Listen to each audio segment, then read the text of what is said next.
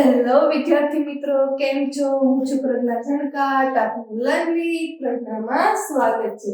તો વિદ્યાર્થી મિત્રો, આજે આપણે ધોરણ 6 ચેપ્ટર નંબર 12 ગુણોત્તર અને પ્રમાણમાં ઉદાહરણ 9 નો અભ્યાસ કરીએ. ઉદાહરણ 9 શું કહે છે? શું 30, 40, 45 અને 60 પ્રમાણમાં છે? તો પ્રમાણમાં હોય એ શોધવા માટે આપણે શું શોધવું પડે? પહેલા ગુણોત્તર. તો ગુણોત્તર આપણે જોઈએ કે 30 અને 40 નો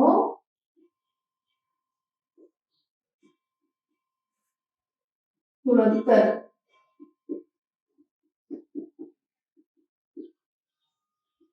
તો 30 અને 40 નો ગુણોત્તર, તો 30 પહેલા આવશે એટલે 30 ના છેદમાં 40. છેદ ઉડાડો તો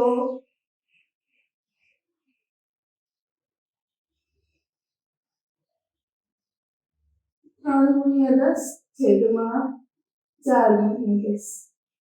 10 ઉડી ગયા, વધે કેટલા?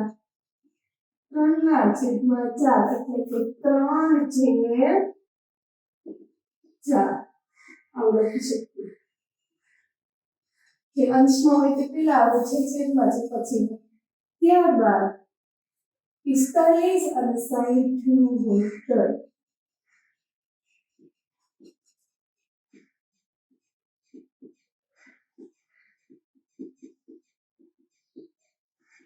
પિસ્તાલીસ અને 60 નો ગુણોત્તર માટે 45 ના છેદમાં 60.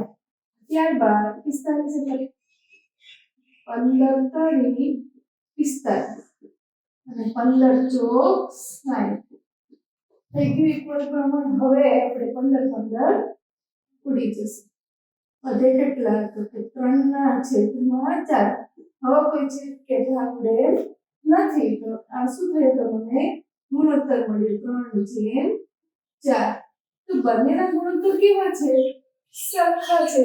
તેથી આપણે કહી શકીએ કે 30/40 બરાબર 45/60. આથી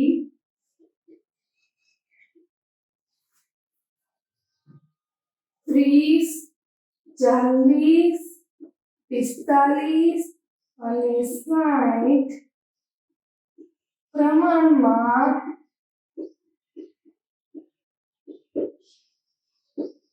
છે. મિત્રો, વિડિયોને પોઝ કરી તમારી નોટબુકમાં નોંધી લો.